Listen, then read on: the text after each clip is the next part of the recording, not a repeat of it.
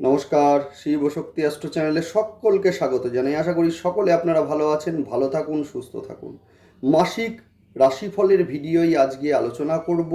মূলত তুলা রাশি এবং লগ্নের জাতক জাতিকাদের আগামী এপ্রিল মাসটা কেমন কাটবে সেই নিয়েই।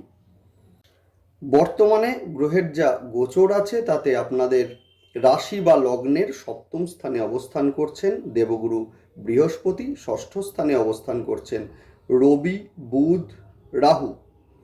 সেই সঙ্গে পঞ্চম স্থানে অবস্থান করছে মঙ্গলদেব, শনিদেব এবং শুক্র। দ্বাদশ স্থানে অবস্থান করছেন হচ্ছে মূলত কেতুদেব। সুতরাং এই যে গ্রহের অবস্থান আছে তাতে আগামী এপ্রিল মাসটা কেমন কাটবে সেই সঙ্গে আমরা দেখে নেব যে 14 এপ্রিল রবিকে আমরা দেখব মীন থেকে মেষ রাশিতে সঞ্চার হতে।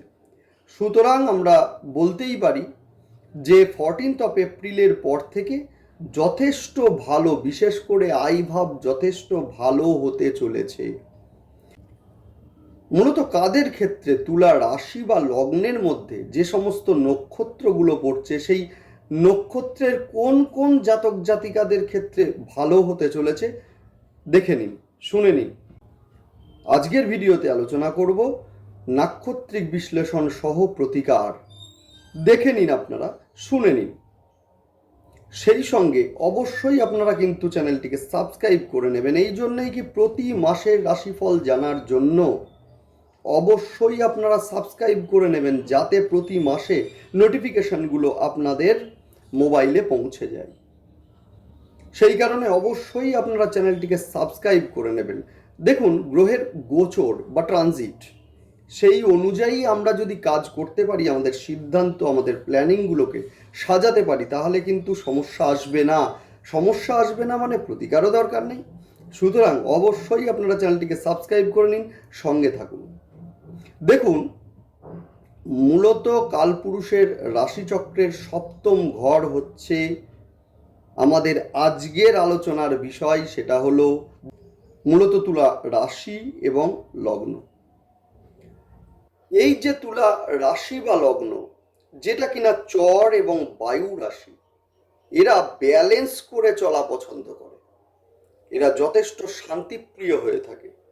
নিজের শান্তির রক্ষার জন্য কিন্তু অনেক সময় এরা কিন্তু ত্যাগ স্বীকার করতেও পিছপা হয় না। সেই সঙ্গে আমরা বলবো এদের একটা বিশেষ গুণ হচ্ছে একই সঙ্গে একাধিক যে চিন্তাভাবনা করা বা প্ল্যানিং করা, এটা কিন্তু এরা করতে পারে। এরা কিন্তু ভীষণ রোম্যান্টিক এবং ভ্রমণ প্রিয় হয়ে থাকে। যদি কোনোভাবে এই ঘর খারাপ হয়, সেক্ষেত্রে কিন্তু মূলত ইউরোলজিক্যাল প্রবলেম থেকে শুরু করে পার্থিব সুখের ক্ষেত্রেও বাধা হয়ে দাঁড়ায়। যাই হোক, রাশির বা লগ্নের অধিপতি শুক্রদেব বর্তমানে পঞ্চম। সেখানে দ্বিতীয় এবং সপ্তম স্থানের অধিপতি মঙ্গলদেব, যে কিনা শনিদেবের সঙ্গে, অর্থাৎ শরীরে মূলত পুরনো ব্যথা বা পুরনো রোগ, সেগুলো কিন্তু ফিরে আসতে দেখা যাবে এই সময়ে।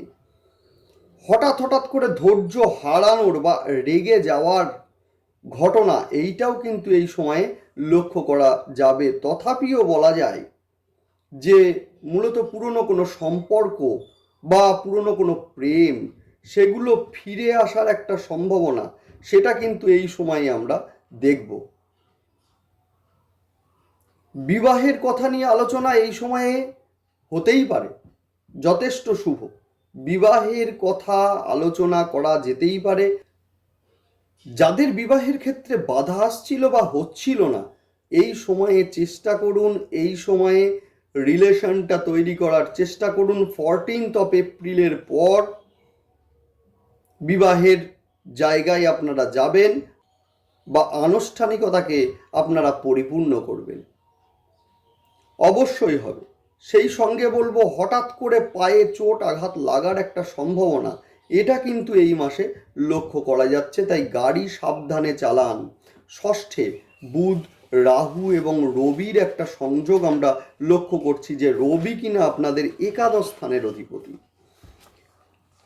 অর্থাৎ আমরা বলতেই পারি যে ত্রিগ্রহী যোগ। এর ফলে কি না হঠাৎ করে অর্থের হানি বা অর্থের যে ক্ষতি সেটা কিন্তু এই সময়ে হওয়ার সম্ভাবনা আছে। অর্থাৎ ব্যয়ের ওপরে লাগাম দিন। ইনভেস্ট করার আগে আপনারা ভাবুন।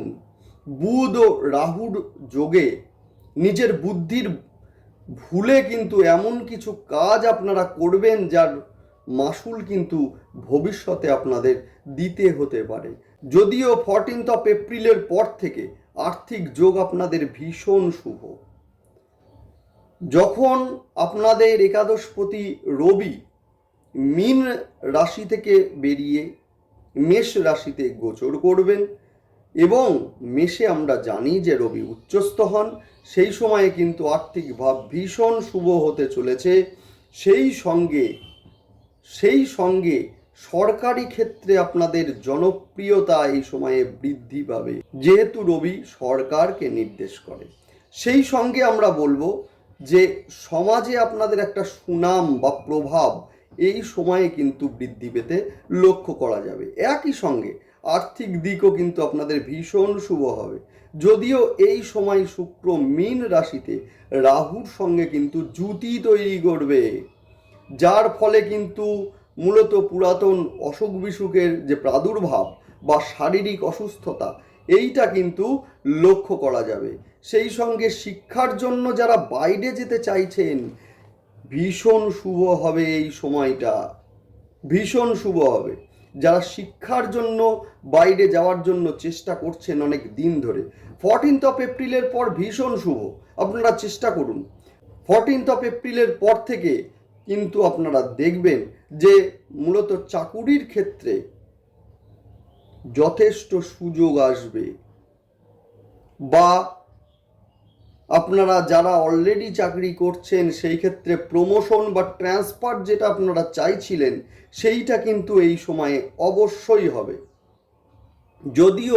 যদিও পঞ্চমে শনি এবং মঙ্গলের যে জুতি, এর ফলে কিন্তু মায়ের শরীরের ক্ষেত্রে যথেষ্ট প্রভাব ফেলতে পারে। হঠাৎ করে মায়ের শারীরিক অসুস্থতা এই সময়ে লক্ষ্য করা যাবে। সেই সঙ্গে চোট বা আঘাত লাগা, শরীরের কোথাও অস্ত্রোপচার, সেই রকম ঘটনাও এই সময়ে ঘটতে পারে। এইবার আসবো নাক্ষত্রিক বিশ্লেষণে। বিশেষ করে চিত্রা নক্ষত্রের জাতক জাতিকাদের হঠাৎ করে অর্থের আগমন এই সময়ে লক্ষ্য করা যাবে। যদিও মূলত পায়ে চোট আঘাত লাগার ক্ষেত্রে সাবধান থাকবেন। সেই সঙ্গে পুরাতন কোনো সম্পর্ক ফিরে আসতে পারে।